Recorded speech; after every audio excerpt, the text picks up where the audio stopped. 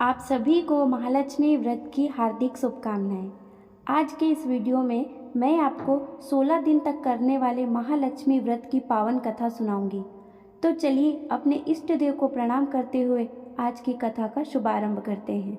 पौराणिक कथा के अनुसार प्राचीन काल में एक गांव में एक गरीब ब्राह्मण रहता था। वे भगवान विष्णु का परम भक्त था। एक दिन उसकी भक्ति से खुश होकर भगवान विष्णु ने उसे दर्शन दिए और मनचाहा वरदान मांगने को कहा। ब्राह्मण ने कहा कि उसके घर में हमेशा लक्ष्मी का वास हो। इस इच्छा को जानने के बाद विष्णु जी ने कहा कि उसे लक्ष्मी तो प्राप्त हो सकती है, लेकिन उसके लिए उसे थोड़ा प्रयत्न करना होगा। भगवान विष्णु ने कहा कि मंदिर के सामने एक स्त्री रोज आती है और यहाँ आकर वह उपले थापती है।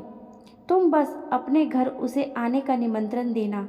वह स्त्री ही देवी लक्ष्मी है। अगर वह तुम्हारे घर आ जाती है तो तुम्हारा घर धन धान्य से भर जाएगा। इतना कहकर भगवान विष्णु अदृश्य हो गए। अगले दिन सुबह 4 बजे ब्राह्मण मंदिर के सामने बैठ गया और जब धन की देवी माँ लक्ष्मी उपले थापने आई तो ब्राह्मण ने उन्हें अपने घर में आने का निवेदन किया। ब्राह्मण के वचन को सुनकर लक्ष्मी जी समझ गई कि ये सब विष्णु जी का ही किया धरा है। माता लक्ष्मी ने कहा कि तुम 16 दिन तक महालक्ष्मी व्रत को विधि पूर्वक करो और रात दिन चंद्रमा को अर्घ्य दो। मैं तुम्हारे घर आऊंगी। देवी के कहे अनुसार ब्राह्मण ने देवी का व्रत एवं पूजन किया और उत्तर दिशा की ओर मुख करके लक्ष्मी जी को पुकारा। अपने वचन को पूरा करने के लिए धन की देवी लक्ष्मी वहां प्रकट हुई और उन्होंने गरीब ब्राह्मण के हर कष्ट को दूर किया और उसके घर में सुख और संपत्ति से भर दिया। बोलो लक्ष्मी माता की जय। अब हम सुनेंगे महालक्ष्मी व्रत की दूसरी कथा। पौराणिक कथा के अनुसार एक बार भगवान विष्णु मृत्यु लोक यानी कि भूलोक में गमन करने के लिए निकल पड़े। माता लक्ष्मी ने भी निवेदन किया कि वह भी उनके साथ आना चाहती है। भगवान विष्णु उनके स्वभाव से परिचित थे, इसलिए उन्हें पहले ही उन्होंने यह कहा कि मैं आपको एक शर्त पर ही साथ लेकर चल सकता हूँ। माता लक्ष्मी बड़ी मन बहुत खुश हुई कि चलो शर्त के साथ ही सही, भगवान साथ ले जाने के लिए तैयार तो हुए।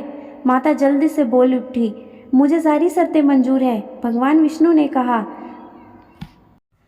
जो मैं कहूँ, जैसा मैं कहूँ, आपको वैसा ही करना होगा। माता बोल उठी, आप जैसा कहोगे मैं वैसा ही करूँगी। दोनों भूलोक पर आकर विचरण करने लगे।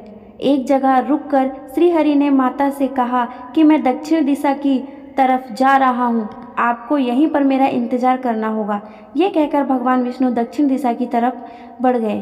अब माता को जिज्ञासा हुई कि दक्षिण दिशा में ऐसा क्या है जो भगवान मुझे वहाँ नहीं ले जाना चाहते। माता का स्वभाव तो वैसे ही चंचल था।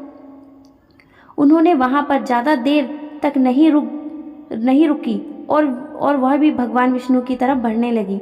आगे जाकर माता को सरसों का खेत दिखाई दिया। उनकी सुंदरता ने माता का मन मोह लिया। वे फूलों को तोड़कर अपना श्रृंगार करने लगी। इसके बाद वे कुछ ही दूर आगे बढ़ी थी कि गन्ने के खेत उन्हें दिखाई दिए। उन्हें गन्ने चूसने की इच्छा हुई तो वह गन्ने तोड़कर उन्हें भी चूसने लगी कि भगवान विष्णु वापस आ गए। सरसों के फूलों से सजी माता लक्ष्मी को गन्ना चूसते हुए देखकर भगवान विष्णु ने उन पर क्रोध किया। भगवान ने कहा कि आपने शर्त का उल्लंघन किया है। मैंने आपको वहां रुकने के लिए कहा था, लेकिन आप नहीं रुकी और यहाँ किसान के खेतों में फूल व गन्ने तोड़कर आपने अपराध किया है। इसकी सजा आपको मिलेगी। भगवान विष्णु ने माता लक्ष्मी को 12 वर्ष तक किसान की सेवा करने का श्राप दे दिया और संचित सागर चले गए। अब भी वर्ष माता लक्ष्मी को किसान के घर में रहना पड़ा।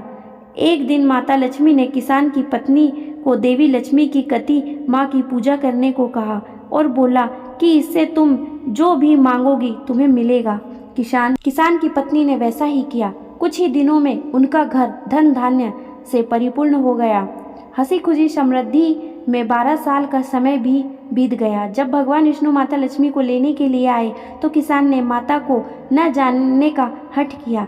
इस पर माता लक्ष्मी ने कहा कि जो भी मेरी 16 दिन तक की विधिवत पूर्वक पूजा करेगा या उसके घर से कभी नहीं जाऊंगी, लेकिन वह इस दौरान उन्हें दिखाई नहीं देगी।